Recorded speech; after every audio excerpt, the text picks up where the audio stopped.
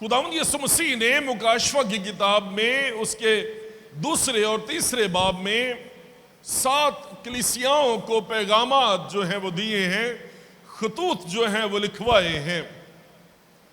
और ये जो कलीसियाएं हैं ये एशियाई कूचक में इनका वजूद था, मौजूदा तुर्की में इनका वजूद था। और खुदावंद यीशु मसीह इन कलीसियाओं को इनकी हालत के सबब से वो एड्रेस करता है, कलाम करता है। जब हम इस दुनिया में जिंदगी गुजारते हैं तो बहुत बार हम ये समझते हैं कि हम तन्हा हैं, हम अकेले छोड़ दिए गए हैं। हमें मालूम नहीं होता कि खुदा का मकसद हमारी जिंदगियों के लिए क्या है। अक्सर औकात हमें महसूस नहीं होता कि जो मेरे हालात हैं उनमें खुदा कहाँ पर है और खुदा मेरी जिंदगी में क्या कर रहा है, खुदा का मोटो क्या है, खुदा का मकसद क्या है। जो दूसरी कलीसिया जिसको ये खत जो है वो लिखा गया है वो स्मुरना की कलीसिया है। और स्मुरना का मतलब है बिटर, स्मुरना का मतलब है तल्ख, कड़वा। और जो स्मुरना है ये मुर से मिलता जुलता है। कभी आप मुर के बारे में बाइबल मुकद्दस को पढ़ें तो मुर जो है ये कड़वाहट का, मौत का, दुखों का, तकलीफों का इजहार करता। आपको मालूम है कि खुदावंद यीशु मसीह के हुजूर में जो मजूसी आए थे उन्होंने 3 तोहफे दिए थे। वो सोना और मुर और लुबान उसकी हुजूरी में लेकर आए थे। मुर मौत की इलामत है, मुर दुखों की इलामत है, मुर कड़वाहट का बयान करता है। और पुराने अहदनामे में जो नौमी और रूत की किताब है उसमें जो नौमी उसकी सास है, जब वो जो है वापस आई यरूशलेम में वापस आई तो लोगों ने कहा क्या ये नौमी है? और नौमी का मतलब है खुशगवार। उसने कहा मुझे नौमी ना कहो, मुझे मारा कहो, क्योंकि खुदा मेरे साथ तलखी के साथ पेश आया है। जो मुर है, ये मुर का जो दरख्त है उसकी गोंद होती थी। और ये मुर हासिल करने के लिए जो दरख्त है उसको चाकू से, छुरी से जो है वो कट लगाए जाते थे और जो गोंद की तरह का लिक्विड जो है उसमें से निकलता था उसे इकट्ठा कर लिया जाता था। और फिर ये जो मुर है ये परफ्यूम के तौर पर और खुशबू के तौर पर इसे जलाया जाता था, खुशबू के तौर पर जलाया जाता था और परफ्यूम के तौर पर इसे इस्तेमाल किया जाता था। जो मुर है उसकी अजीब क्वालिटी है कि मुर को अगर आग पर जलाएं तो वो एक्सपैंड हो जाता है, वो फैल जाता है और फैल कर वो खुशबू देता है। पहली सदी के मसीही और 21वीं सदी के मसीही, जिस सदी में हम रह रहे हैं वो, और जो पहली सदी के मसीही हैं जो स्मुरना के दौर की कलीसिया है, उनमें एक ही बात की मुमासलत आपको नजर आएगी, एक ही बात की क्वालिटी जो है वो आपको नजर आएगी कि जहां पे भी कलीसिया दुख उठाती है, कलीसिया मिटती नहीं है, कलीसिया एक्सपैंड होती है, कलीसिया फैलती है। और उसके साथ साथ ना सिर्फ कलीसिया जो है वो एक्सपैंड होती है, ना सिर्फ वो फैलती है, बल्कि वो मसीह के इल्म की खुशबू जो है वो भी अपने फैलने के वसीले से दूसरे लोगों तक, इस दुनिया तक पहुंचाती है। पहली सदी में आप हैरान हो जाएंगे कि जब खुदावंद यीशु मसीह ने सलीब पर अपनी जान दी और मुर्दों में से जी उठा, उसके वो पहली सदी जो उसके इर्द गिर्द का टाइम है, आप हैरान होंगे कि उस दौर में पहली सदी में 50 लाख मसीहों ने रोमी हुकूमत के तहत, रोमी हुकूमत के दौर में, एजार सानी के दौर में 50 लाख मसीहों ने अपनी जानों का नजराना पेश किया था। और 21वीं सदी में अगर कलीसिया सताई जाती है, अगर कलीसिया को दुख दिया जाता है, तो ये कोई अचंभे की बात नहीं है। सो अगर पाकिस्तान में हम मसीहों के साथ ये सलूक किया जाता है, तो ये ना समझें कि हम लोग जो हैं वो सबसे रहे से हैं, खुदा ने हमें हमारे हाल पर छोड़ दिया है। असल में अगर आप जो इब्तदाई कलीसिया है उसकी रूह को समझें, तो एमाल की किताब में आपको नजर आएगा कि जब उन्होंने रसूलों को बुलाकर उन्हें पिटवाया और उनके साथ बुरा सलूक किया, तो बाइबल में लिखा है कि वह इबादत खाने से खुश होकर चले गए और उन्होंने ये कहा कि हम खुदावंद यीशु मसीह के नाम की खातिर, हम उसकी खातिर बेइज्जत होने के लायक तो ठहरे।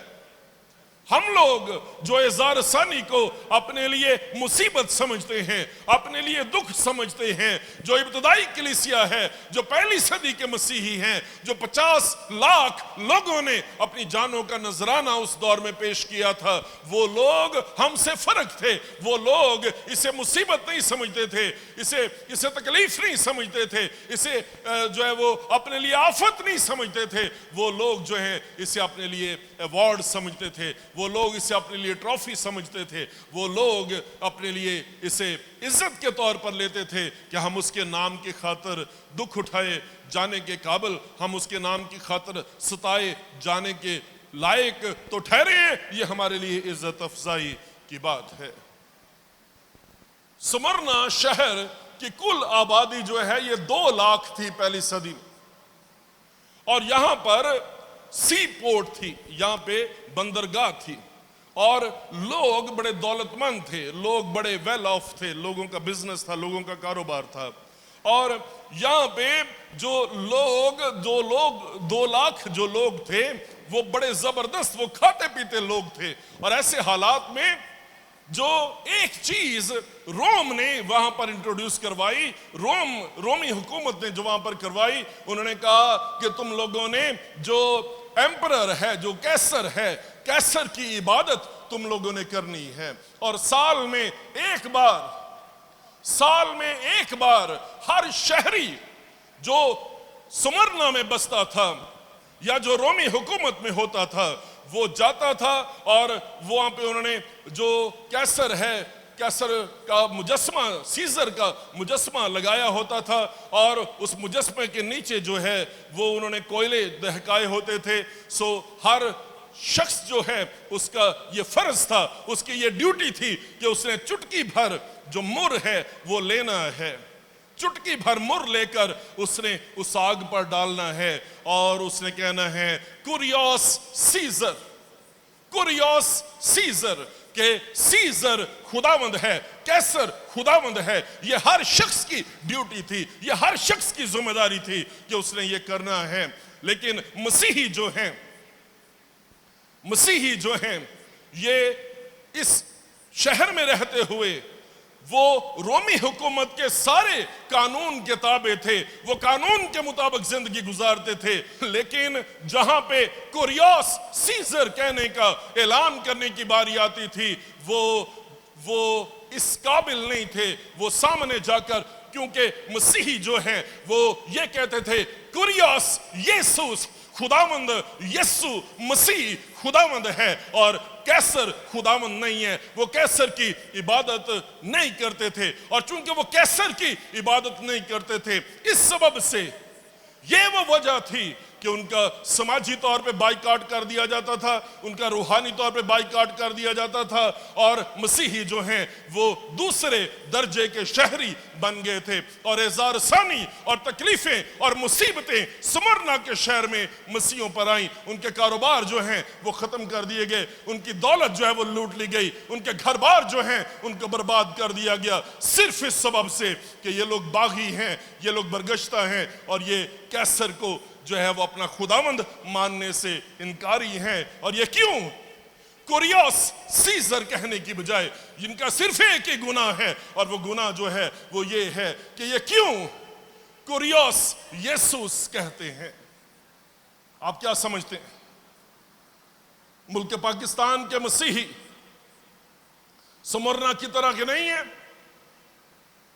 और स्मुरना की कलीसिया जो दौलतमंद थी वो लुट गए हैं, एजार आसानी बर्दाश्त की है, दुख उठाए हैं, तकलीफें बर्दाश्त की हैं, मुसीबतों में पड़े हैं, और ये मुसीबत और ये दुख और ये तकलीफें जो हैं वो सिर्फ एक सबब से हैं, और वो सबब जो है वो ये है कि ये कुरियोस यीशुस कह रहे हैं कि वो ये मानने से इनकार कर रहे हैं कि कुरियोस सीजर खुदा नहीं है। वो ये कहते हैं कि यीशु मसीह खुदा है, और ये ईमान की वजह से, ये इकरार की वजह से, ये वो सबब है इनकी जिंदगियों में जो इनको मुसीबत में डाल रहा है और जिनको इनको इंतहाई गरीबी की हालत में लेकर आ रहा है।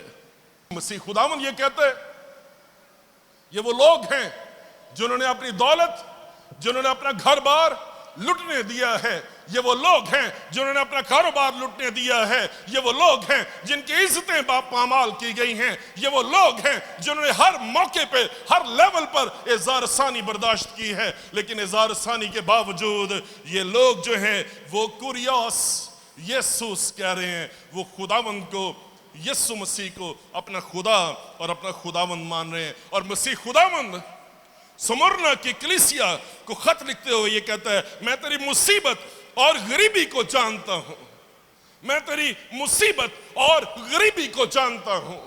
और मैं आपसे ये कहना चाहता हूं, मुल्क पाकिस्तान हो या जड़ावाला हो या ओकाड़ा शहर हो या पाकिस्तान का कोई भी शहर हो, आज खुदावंद यीशु मसीह मुल्क पाकिस्तान की कलीसिया के बारे में ये फरमाता है कि मैं तेरी मुसीबत को, मैं तेरी गरीबी को जानता हूं, लेकिन वो ये कहता है कि तुम लोग असल में, तुम लोग दौलतमंद हो, और वो जो अपने आप को दौलतमंद समझते हैं वो गरीब हैं, वो पसमानदा हैं, इंतहाई कसम पुरसी का शिकार हैं। तुम लोग जो मुसीबत उठाते हो, जो अपनी जात में गरीब हो, तुम लोग दौलतमंद हो।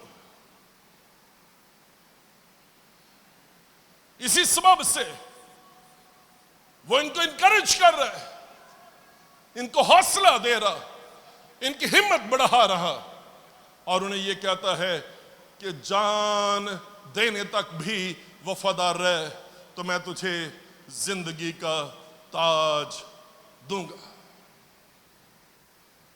यीशु मसीह ये नहीं कह रहा कि जान लेने तक वफादार रहे तो मैं तुझे जिंदगी का ताज दूंगा। मसीह खुदावंद मसीहों से, ईमानदारों से, स्मुरना की कलीसिया से ये फरमा रहा है कि जान देने तक वफादार रहे तो मैं तुझे जिंदगी का ताज दूंगा। और मैं, हम लोग जो इस मुल्क में जिंदगी गुजारते हैं, आपका क्या ख्याल है? बड़ा आसान सा कदम है, बड़ा आसान सा स्टेप है। इन लोगों की तरह कैसर का मुजस्मा लगा है, अपने बाल बच्चों को देखना है, अपने घर बार को बचाना है, क्या ख्याल है? अपने कारोबार को बचाना है, और सिर्फ सामने ही तो जाना है, और सामने जाकर एक चुटकी मुर जो है वो लेना है और उसी आग पर फेंकना है, और आग पर फेंक के जब वो जो है वो बखूर की खुशबू जो है वो धुआं जो है वो उठेगा, तो साथ ही ये कहना है कुरियोस सीजर, सब कुछ बच जाएगा, सब कुछ आसान हो जाएगा, कारोबार भी ठीक है, बाल बच्चे भी ठीक हैं, मालो दौलत भी बच गई है, नौकरी भी नहीं गई, कोई बाइकआउट नहीं है, कोई एजार आसानी नहीं है, कोई दुख नहीं है, कोई तकलीफ नहीं है, कोई मुसीबत नहीं है। सारी मुसीबतों से, सारे दुखों से, सारी एजार आसानी से सिर्फ एक ही आसान तरीके से आपको छुटकारा मिल सकता है, और वो छुटकारा जो है वो मिल सकता है जब आप एक चुटकी तो फेंकनी है और ये कहना है कुरियोस सीजर, सीजर खुदावंद है, सब कुछ ठीक है, सब कुछ कुशल मंडल हो जाए।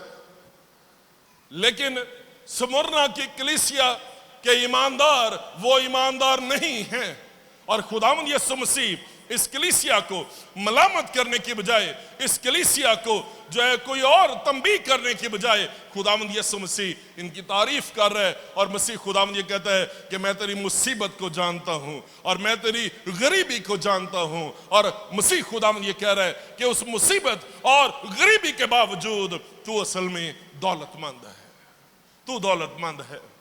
और मसीहो इस जगह पर बैठे हुए मैं आपसे इस बात की रिक्वेस्ट करना चाहता हूं, अल्तमास करना चाहता हूं, मैं मिन्नत करना चाहता हूं कि वो ईमान जो बाइबल का ईमान है, वो ईमान जो यीशु मसीह के नाम पर है, उस ईमान में जड़ पकड़ लो और मजबूत हो जाओ और जान देने तक भी वफादार रहना। कोई मुसीबत, कोई दुख, कोई तकलीफ, कोई चीज हाल की या इस्तकबाल की कोई चीज मुझे और आपको खुदावंद यीशु मसीह की मोहब्बत से जुदा नहीं कर सकती। आमीन। कोई चीज, कौन हमें, पौलुस रसूल ये कहता है, कौन हमें मसीह की मोहब्बत से जुदा करे? हाल की या इस्तकबाल की चीजें, मुसीबतें या तंगी या काल या नंगापन,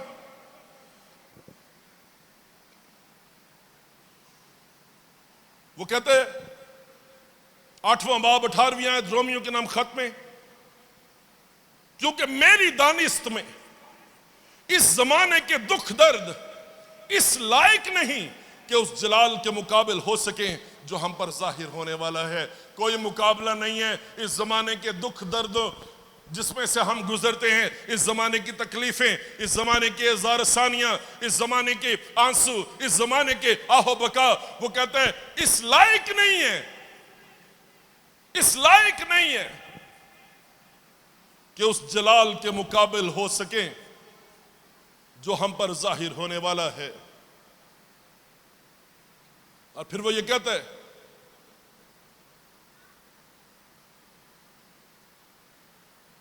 कौन हमको, 35वीं आयत, कौन हमको मसीह की मोहब्बत से जुदा करेगा? मुसीबत या तंगी या जुल्म या काल या नंगापन या खतरा या तलवार, कौन हमको मसीह की मोहब्बत से जुदा कर सकता है? जिस दुनिया में आप रहते हैं, आपने मुजाहिरा देख लिया है, आपने मुजाहिरा देख लिया है। लोगों, जिंदा लोगों के घरों को छोड़ें, उस कौम और उन लोगों के दिल को और उनके जहन को, उनकी जहनीत को समझें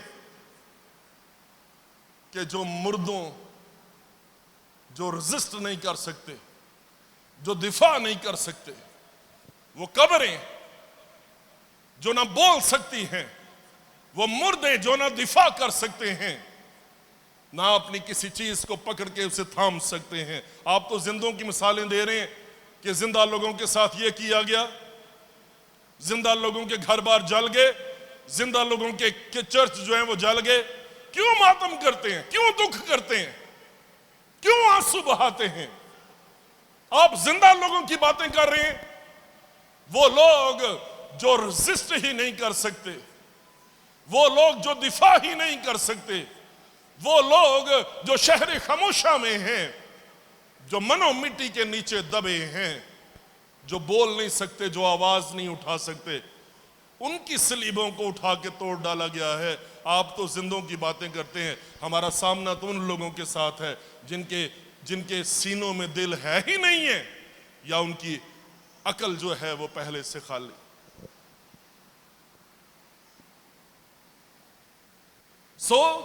समरना कि ये कलीसिया जिसको खुदावंद यीशु मसीह जिससे बात कर रहे, खुदावंद यीशु मसीह ये कहते हैं मैं तेरी मुसीबत को और तेरी गरीबी को जानता हूं, और वो से कहता है मगर तू दौलतमंद है, मगर तू दौलतमंद है, मैं जानता हूं। और वो तारुफ करवाता है, वो कहता है मैं अव्वल और आखिर हूं, मैं अव्वल और आखिर हूं। और फिर वो कहता है मैं जानता हूं। जब खुदावंद यीशु मसीह ये कहता है कि मैं अव्वल और आखिर हूं, तो असल में वो ये कह रहा है कि इससे पेशतर कि ये लिखा जाता कि खुदा ने कहा रोशनी हो जा, मैं उससे पहले हूं। इससे पेशतर कि कलाम में यह लिखा गया कि रोशनी हो जा, मैं उससे पहले हूं। और इसके बाद कि मुकाशवा की किताब उसका 22वां बाब और उसकी आखिरी आयत जहां पे लिखा है कि मैं प्यासे को आबे हयात में से मुफ्त पिलाऊंगा, जिसके कान हो वो सुने कि रूह कलीसियाओं से क्या फरमाता है। वो कहता है मैं आखिर हूं, मैं अव्वल हूं और मैं आखिर हूं। और वो ये कहता है कि ना सिर्फ मैं माजी का खुदा हूं, ना सिर्फ मैं मुस्तकबिल का खुदा हूं, बल्कि मैं हाल का खुदा भी हूं। और जिस हाल में से तो गुजर रहा है, जिन हालात में से तो गुजर रहा है, जो मुसीबतें तुझ पर आई हैं, मैं उन मुसीबतों को भी जानता हूं। वो कहता है मैं जानता हूं। बाइबल मुकद्दस में पुराने अहदनामे में एक वाकया मैं आपके सामने रखना चाहता हूं। खरूज की किताब में उसके पहले बाब में उसकी 8वीं आयत में यह लिखा है, तब मिस्र में एक नया बादशाह हुआ जो यूसुफ को नहीं जानता था। जो पहला था वो यूसुफ को जानता था। वक्त बदला है, एक ऐसा बादशाह बर्पा हुआ है जिसके बारे में लिखा है वो यूसुफ को नहीं जानता था। और उसने अपनी कौम के लोगों से कहा, देखो इस्राएली हमसे ज्यादा और कवि हो गए हैं, सो आओ हम उनके साथ हिकमत से पेश आएं, ता ना हो कि जब वो और ज्यादा हो जाएं और उस वक्त जंग छिड़ जाए तो वो हमारे दुश्मनों से मिलकर हमसे लड़ें और मुल्क से निकल जाएं। इसलिए उन्होंने उन पर बेगार लेने वाले मुकर्रर किए, जो उनसे सख्त काम लेकर उनको सताएं, उनको इज़ार-ए-सानी करें, उनको दुख में डालें, उनको मुसीबत में डालें। सो उन्होंने सताने वाले मुकर्रर कर दिए हैं। सो एक ऐसा बादशाह आया है जो यूसुफ को नहीं जानता, लेकिन बाइबल मुकद्दस का खुदा ये फरमाता है कि मैं उनके दुखों को जानता हूं। और मैं आपसे एक बात पूछना चाहता हूं। आपका सदर है ना, ये गिले कर रहे हैं, शिकवे कर रहे हैं कि उसने वजीर आला ने आना था, उन्होंने रातों रात ये कर दिया वो कर दिया। आप हुकूमतों से उम्मीदें लगाएंगे तो फिर यही कुछ होगा। ये वो लोग हैं जिन पर यह बिपता है, ये वो लोग हैं जिनका सामना ऐसे लोगों से है जो बिल्कुल अकल से और दिल से आरी हैं। हुकूमत और बादशाह और वजीर आला आपको जाने या ना जाने, लेकिन बाइबल मुकद्दस का खुदा ये फरमाता है कि वो अपने लोगों के दुखों को जानता है। और स्मुरना की कलीसिया को उसने यही तसल्ली दी। उसने कहा वो जो अव्वल और आखिर है, जो तेरी गुर्बत और तेरी मुसीबत को, वो कहता है मैं जानता हूं तेरी गुर्बत को और तेरी मुसीबत। बाइबल मुकद्दस में का खुदा ऐसा खुदा है जो आपको जानता है, जो आपके हालात को जानता है और जो आपकी ढारस बंधाता, आपको तकवीयत देता और आपके साथ रहता है। मत रोएं इन हुकूमतों के सामने, मत रोएं इस दुनिया के हाकिमों के सामने। रोना है, चिल्लाना है, अपने दिल को हल्का करना है, अपने आंसू बहाने हैं। समत मौजूद है और वो समत कभी बंद नहीं होती। आसमान कभी आपके लिए बंद नहीं है। इन लोगों के दरवाजे आपके लिए बंद हो सकते हैं, इनके दिल आपके लिए बंद हैं, इनके ज़हन और इनके कान आपके लिए बंद हैं, लेकिन उसके कान खुले हैं और उसकी आंखें देखती हैं। और वो बादशाहों का बादशाह मौजूद है, वो खुदावंदों का खुदावंद मौजूद है। और आसमान उसके लोगों के लिए कभी भी बंद नहीं है। वो कहते हैं उनकी फरियाद जो बेगार लेने वालों के सबब से है, मुझ तक पहुंची है। मुझ तक पहुंची है, आसमान का दरवाजा उसने बंद नहीं किया। आसमान अभी भी इन लोगों के लिए खुला है।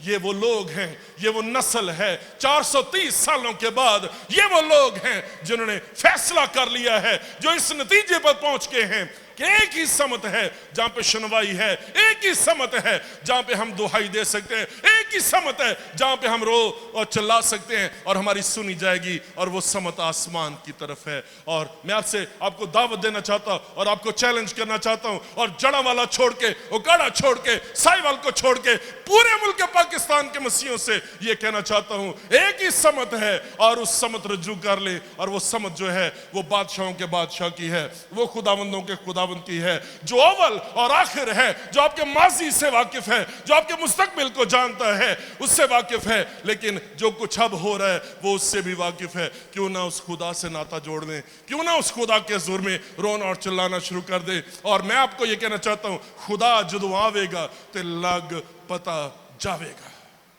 जब वो आता है ना, जब वो आता है, वो आया था जब उसके लोगों ने रोना और चिल्लाना शुरू किया था। ते फराउन छड़ के फराउन दी नानी भी आवे तो फिर उस खुदा नूं डक नहीं सकते। आमीन, आमीन, आमीन। और मेरा और आपका खुदा ऐसा खुदा है, जब वो जमीन पर खड़ा होगा तो इस दुनिया के हाकिम, इस दुनिया के बादशाह, इस दुनिया के सिपा सालार, इस दुनिया के हुक्मरान, इस दुनिया के नायब हों, चाहे इस जो कुछ भी मंत्री हों, संतरी हों, जो कुछ भी हो, इस दुनिया के लोग उसके सामने हेच हैं। और जब वो खड़ा होता है, जब वो कलाम करता है, जब वो बुलाता है, जब वो पुकारता है, तो कोई माई का लाल उसके लोगों को रोक नहीं सकता। आमीन।